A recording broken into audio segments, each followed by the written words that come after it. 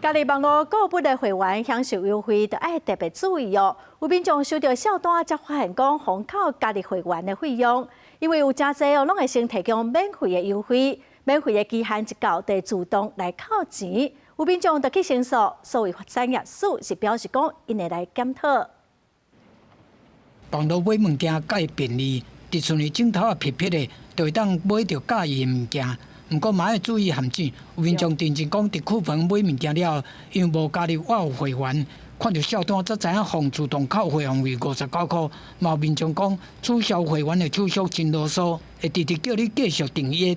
它其实不是很直觉的一点就有，我觉得没有很好找，而且我觉得它就是会一直引导你要再续订。这个我们也怀疑了哈，是不是这一个库棚是否有变相强制收费、被迫自动续订，还有呢取消程序复杂的这些问题了。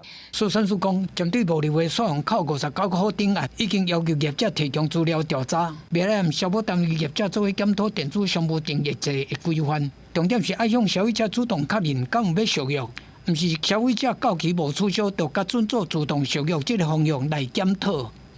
像我们就会要求他。以后这种订阅制跟自动续约这个要多多宣传，不要埋在深层底下。取消跟退款这个进度一定要透明。再来就是他一定要保持畅通的客户管道。免费期间啊，或者优惠期间多长啦？那期间届满以后啊，如何获得当事人同意？那接下来就是说，那如果当事人不愿意续约，那个取消要非常的容易。库房回应讲，会接受主管机关对我有会员服务的建议，每一个我有会员使用服务，拢会通知会员的权益甲条款，而且伫 App 市确认了才会生效。消费者会当随时用电话线顶客服，也是 App 3种方式取消订阅，嘛会继续增进消费者界面，提供清楚的资讯内容、相关标准的消费者保障。